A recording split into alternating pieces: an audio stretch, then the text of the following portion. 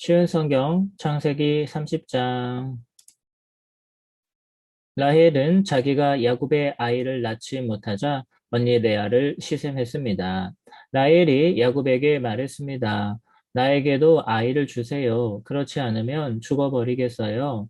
야곱이 라헬에게 크게 화를 내며 말했습니다. 아이를 낳을 수 없게 하신 분은 하나님이신데 나더러 어떻게 하란 말이요? 내가 하나님을 대신하란 말이요? 라헬이 말했습니다. 여기 제 몸종 빌하가 있으니 비라와 함께 주무세요. 그래서 비라를 통해 나도 아이를 가질 수 있게 해 주세요. 그녀가 아이를 낳아 내 무릎 위에 놓아줄 것입니다.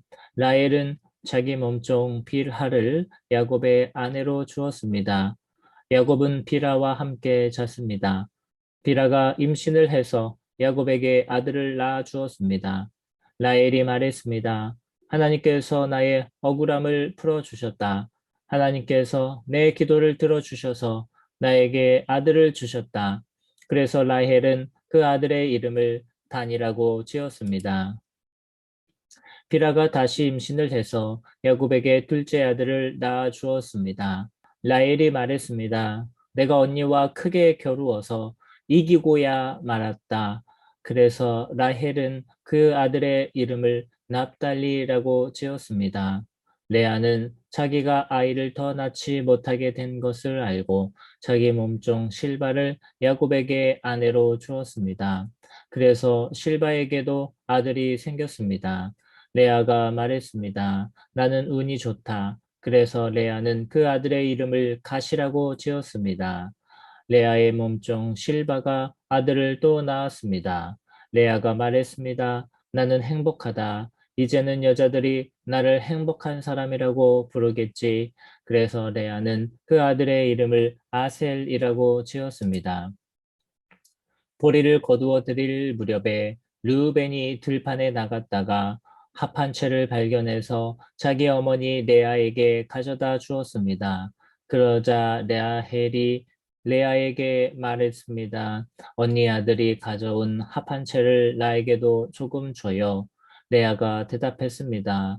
너는 내 남편을 빼앗아 가더니 이제는 내 아들이 가져온 합한 채까지 빼앗으려 드는구나. 그 말을 듣고 라헬이 말했습니다. 그 합한 채를 나에게 주면 그이가 오늘 밤에는 언니와 함께 자도록 해 주겠어요. 그날 저녁 야곱이 들어 16절. 그날 저녁 야곱이 들에서 돌아오자 야곱을 맞이하러 나간 레아가 말했습니다. 오늘 밤에는 나와 함께 자야 해요. 내 아들이 가져온 합한 채로 당신의 대가를 치렀거든요. 그래서 그날 밤에 야곱은 레아와 함께 잠을 잤습니다. 하나님께서 레아의 기도를 들어주셔서 레아가 다시 임신을 했습니다. 레아는 야곱의 다섯째 아들을 낳았습니다. 레아가 말했습니다. 내가 내 몸종을 남편에게 주었더니 하나님께서 그 값을 갚아 주셨구나. 그래서 레아는 그 아들의 이름을 이사갈이라고 지었습니다. 레아가 또 임신을 하여 야곱에게 여섯째 아들을 낳아 주었습니다. 레아가 말했습니다. 하나님께서 나에게 좋은 선물을 주셨다. 내가 여섯째 아들을 낳았으니 이제는 남편이 나를 존중해 주겠지. 그래서 레아는 그 아들의 이름을 스불론이라고 지었습니다. 그 후에 레아는 딸을 낳고 이름을 디나라고 지었습니다. 하나님께서 라헬을 기억하시고 라헬의 기도를 들어주셔서 라헬도 아이를 낳을 수 있게 해 주셨습니다. 라헬이 임신을 해서 아들을 낳았습니다. 라헬이 말했습니다. 하나님께서 나의 부끄러움을 없애 주셨다.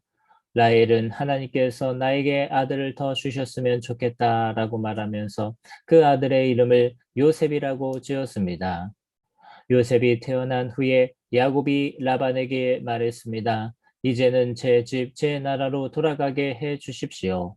제가 장인어른을 위해 일해 드리고 얻은 아내와 자식들을 데리고 돌아가게 해 주십시오.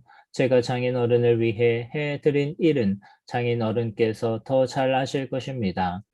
라반이 말했습니다. 괜찮다면 나와 함께 계속 있게나. 여호와께서 나에게 복을 주신 것이 다 자네 때문인 것을 내가 예측하여 알고 있었네.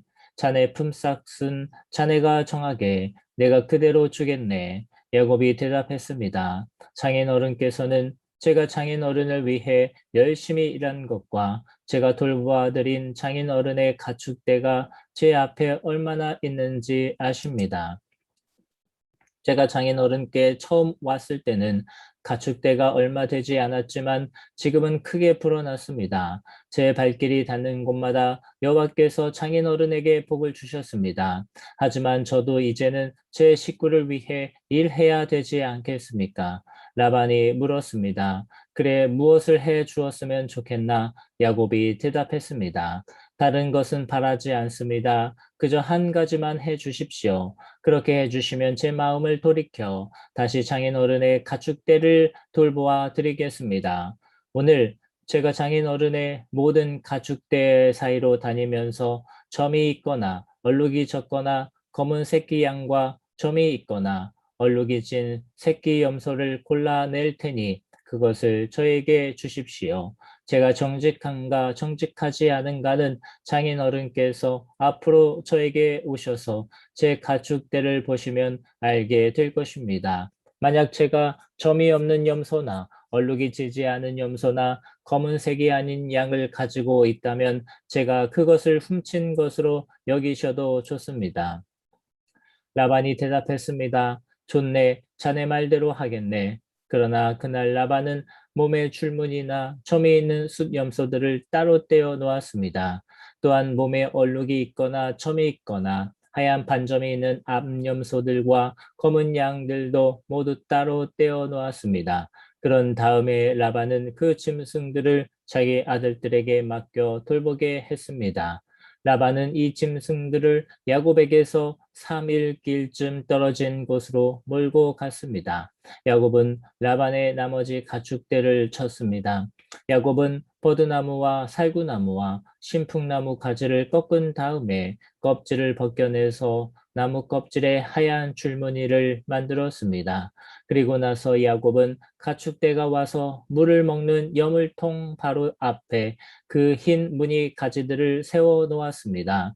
가축들은 물을 먹으러 와서 새끼를 뱉는데 염소들이 그 흰 무늬 가지 앞에서 새끼를 뱉습니다.